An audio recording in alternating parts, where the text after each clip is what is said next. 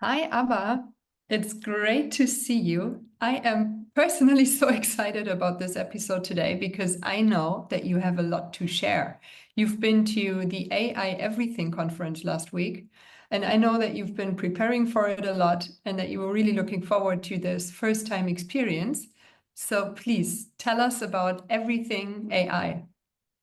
Yeah, I can't believe I actually spoke at this conference. It was an opportunity that came my way, and it was also on my birthday. So I was like, this is a sign, I have to do it. And I was super excited about it. And to be honest, I've been so busy, I didn't really spend too much time thinking about it. But then when I got there, it was at Expo, which is where they held Expo 2020 in Dubai. So it's a massive site. And one section of the area was for the AI Everything conference. It's the first time they're doing it in Dubai. And when I went there and started experiencing the conference, I was quite inspired because there were very interesting conversations happening, both at a high level in terms of regulation, policies, deployment of AI, which is a big conversation that nobody knows the answers to, and also interacting with a lot of the startups there who had really interesting ideas. But when I was walking around and absorbing the conference and everything it had to offer, so many ideas, so many innovations, it was very, very interesting. And I was just like, what am I doing here? Like, I am not somebody who builds AI systems. I am not an AI innovator. I am not somebody who works for a big company that's heavily invested in AI. And then I was listening to some of the talks and I was like, I can't believe I'm going to be on one of these stages. And then I was like, oh my God, my talk is the last talk of a 3-day conference. Who's going to want to listen to me after attending a 3-day AI conference? And what value can I offer? And although I love the presentation that I did, and I've done it many times to many audiences, and it's always done well, so I wasn't worried about my delivery. But because the audience had spent 3 days at an AI conference, probably learning a lot, absorbing a lot, having really smart conversations, specifically in AI, because that's all what the conference was about. Plus, mine was the last talk of the 3 days. Just before my talk, I listened to the two talks before me, and they were so advanced. And I was like, oh my God, severe imposter syndrome entered my mind. And I was like, how am I going to compare to any of the previous speakers who live, breathe AI? And I do too, but in a very different way because I'm a trainer. I teach how to use the tools rather than build the tools. Is anyone going to get any value from what I have to offer? And then I was suddenly like, you know what? I'm here. I can't back out. I'm going to do my talk. Even if people leave, I will do it and we'll see what happens. But I was struggling. This is fascinating, and I'm so grateful for you that you are actually sharing this because admitting that you are feeling nervous and, as you were saying, like an imposter on a conference like that is very confident of you, to be honest. And I'm just always amazed when I hear people who are, I know you don't want me to call you like that, but I do, a subject matter expert who are dealing with a certain subject, in this case AI, pretty much all day long. I mean, you are holding workshops, you are doing online trainings, you are doing trainings with corporations even. So there is a lot of demand for your knowledge. And then all of a sudden, when you are at this conference, just because you are seeing other people who talk about AI in a different way from you suddenly lose all of your confidence. And the big question is why? Because there is no apparent reason for this. The only reason why we do this as humans is, as you were saying, we constantly compare ourselves to others. And the big question is, first of all, why do we do that?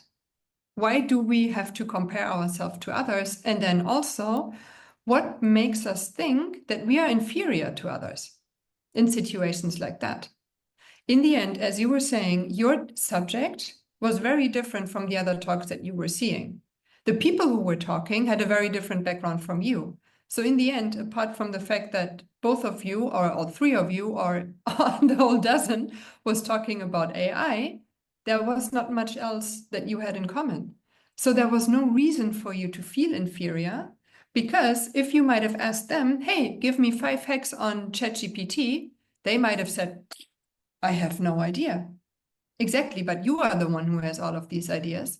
And that's another thing. This is why the people who organized the conference put you into the last slot with that topic, because they knew we want somebody who is coming in with very tangible takeaways. We want to energize the audience in our last talk on that day of the conference. And this is exactly why we want Abha here. But it's so easy to forget about these things in that very moment when we feel intimidated, simply because we see somebody else who talks about a subject that is indirectly related to what we talk about. So it's so important to keep remembering, I am here because the organizer wants me to be here. I have this slot because I'm really good at what I'm doing. And I'm here because me and everybody else knows that I can add value to this conference. So this is what we have to keep remembering. It's not about what others do or what others are talking about, but it is why we are here and that we have a very legitimate reason to be here. So tell me, Abba, how did you cope with your imposter syndrome once it got you on the conference before you had to talk? So I didn't really have a choice, right? I couldn't just leave. I was like all mic'd up and ready to go. And I was like, you know what? I don't ever have to see anybody again from this out. If this doesn't work out, I'll get a nice photo of me speaking at the conference. And anyway, my audience is female founders. So, it's fine. And, it's an experience. So I really started speaking to myself like this, like, what do I have to lose? Nothing. What's the worst thing that's going to happen? I won't be invited again, or people will leave while I'm talking. And I was like, so it's an experience. And I kept telling myself, what's the big deal? That is not a big deal. Like if people leave, what's the big deal? Right. So I just kind of decided not to think about it and get on stage and do what I know how to do and see what happens. I only had 30 minutes. So it wasn't very long. And the good thing is I had a lot of slides, which meant I could just focus on getting through the slides and then I would be done.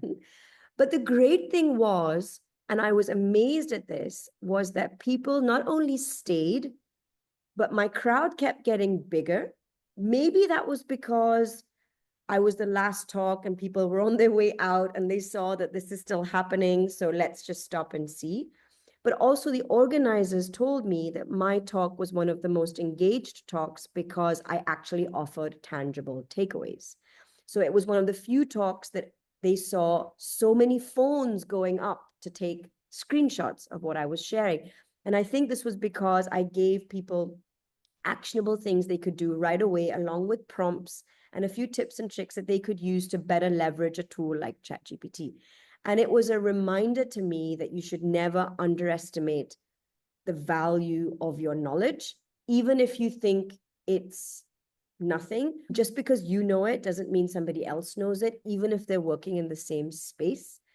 So this was an important reminder. And what further validated the fact that I did have value to share was that my Q&A, I had 3 minutes left for Q&A because I had to get through all these slides and it was quite easy to get through, but then I only had 30 minutes. I had 3 minutes left for Q&A, but my Q&A lasted over 20 minutes. So they actually extended the time and then they had to come on stage and say, okay, we need to close the show. So you're going to have to end now, which was really positive. And then at least 20 people came and spoke to me afterwards and we continued the conversation while they were packing up the conference. So it was very validating for me. And what I had in my head, I realized was so silly. And it was just a reminder of that, because the truth is, when you're sharing your knowledge, like you said, you need to believe in it. And that's all that matters. How the audience receives it is really not in your control. All you can do is share your knowledge to the best of your capacity and believe in what you're sharing. And really, that's all you can do. So it gave me a lot of confidence. It really did. I mean, I had a similar talk more recently, and it was also on the sidelines of a conference, and it was a whole lot of startups that had came to listen to me. And because I did the AI Everything conference, I was a lot more confident in this audience too, even though they're not my direct audience. So never underestimate the value of your knowledge. Never underestimate the stages you're being put on and the reason why you're being put on a stage. And take every opportunity, even if you feel scared, because it's the only way to grow, I think. Absolutely. I mean, this is key, I would say, when you are preparing yourself for a gig like that. The next thing is certainly ask yourself what kind of audience you can expect, right? I mean, in the end, your talk has a title. The title will be advertised. People will know, okay, this talk with this title will be held at this time at that location. So you can assume that people who will turn up at that location already have an interest in what you're going to talk about. So you will be talking to an audience that comes there for that particular topic. So ask yourself up front, okay, if I have an audience that is interested in this topic, what do they want to hear about? But also, what do they not want to hear about? Put yourself into the shoes of your audience so that you can actually tailor make your content for them. Think out of their perspective, not your own. As we as we know, both you and me, we always know what we're going to talk about, but it's really about what does the audience want to hear. And then the next big thing is that once we have been through a situation like yours, walking around at a conference, suddenly feeling like we don't belong, like we're not good enough, typical imposter, specifically for females, unfortunately, we can anticipate that that will be happening to us. So we will be more prepared in that moment, knowing, okay, most likely I'm just going to freak out again because that's what I usually do. So, what could be my mechanism to bring myself back to me?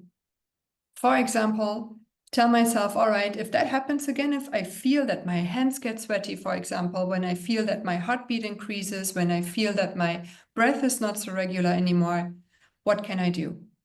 I need to try a few different things just to find out for myself what works best. But then, for example, tell myself, all right, I'm walking around the conference, my physical symptoms are starting again. I will just walk outside to the bathroom and I will take 10 deep breaths. And I will remind myself why I'm here. And when I feel that I have composed myself, I'm ready to walk back out there. So there are so many things that we can do once we understand and know ourselves, but that is so crucial. So on the one hand, be aware of the audience that you have and build your content for the audience. But then on the other hand, know yourself and keep in mind how you will most likely react, and then just have something prepared to bring yourself back to feeling ready and feeling confident so that you can get on the stage and then deliver such a fantastic keynote as you did. I mean, the feedback you got from your audience is amazing. And I'm so, so happy for you, Abba, that you were able to make that experience there. So congratulations from my side, really. I'm super happy for you. I think the other thing I'd like to add to that is that it's okay also to do things a bit scared. I think it's quite hard to gather confidence before something when you're in that situation. And although everything that you've mentioned works and is definitely a way, like, the deep breaths, going for a walk, all of that helps. Sometimes I jump up and down. But the truth is, sometimes the confidence comes after doing it scared. So I think that's something to keep in mind, because sometimes the confidence comes from taking the action, even though you're not feeling 100%. Then the confidence you will get after that will skyrocket. Yeah. Because you've gone through it. That is true. I mean, that is even chemically proven, because this is when your endorphins are kicking in, and that gives you even more confidence and enjoyment of the moment. And in the end, what you were just describing relates directly to the so-called growth mindset, right? So just because something is unknown and we haven't done it before doesn't mean that we are not good at it. So we always have two choices, right? We can say, okay, no, I haven't done this before. So let's assume AI everything is calling you up and is asking, Abba, can you do a keynote? And you in that moment will already know, I've never spoken at a conference of this size. I've never had the last slot, for example, after the conference was almost over. So you could say, no, sorry, I don't think I can do this. Or you can say, this is something I've never done before. Amazing. I can learn something new from this. I can prove to myself that I'm capable of doing this. And you will say, yes, I'm going to do this. But then, of course, being at the conference and actually going onto the stage is still a different thing. But it's exactly about that. It's about believing in ourselves, even if you say, okay, my confidence might be lower. But it's about believing in our own capabilities and saying, even if something goes wrong, as you were saying before, even if people are walking away, even if somebody would tell me, what you're talking about is nonsense or I'm not interested in it, even then we can learn something new from this. We can ask ourselves, okay, what was it that made people go away? Or why did that person say that my content doesn't make any sense? What can I learn from this and what can I do better next time? And this is exactly how we grow. And this is what will make it easier next time. So let's assume now you will be invited to GITEX to speak there in October. And you will be saying, of course, I can do this now. I've been to AI everything before. I don't have a problem. Give me the last slot. I don't mind. I can do this. And this is the beauty, right? As long as we believe in ourselves and as long as we see everything as an opportunity to learn something new from it, we can keep growing and we can go further and higher up as long as we want to. There's a famous saying, I don't know if it's famous, but I've heard it a lot and I see it a lot, and it's always in my head these days, is that you're either learning or winning. You're not failing. So you either win or you learn. Yeah. Yeah. Right? And that really is kind of planted in my head, that what's the worst case? I'm learning. Yeah. Right? That's far from bad. That's not bad. Exactly. So that saying, I need to actually look up who said that. But I think it's a really important thing to keep in your mind. Absolutely. I love it. Yeah. In the end, you won't lose. You will gain. You will either actually win something or you will gain a new insight. It's beautiful. Thank you for sharing that. This was a brilliant conversation, Abba. First of all, thank you for sharing what you have spoken about at the keynote. I bet that our audience can have access to all of your learnings and to the hacks in case that they're interested in. So just reach out if you are interested in learning more from Abba about the hacks for ChatGPT. And apart from that, as Abba was saying earlier, just keep in mind that everything is a learning opportunity. We can either learn or win. And I think this is a perfect statement for today. So, whatever you do next, keep that in mind. And we'll see you for our next episode.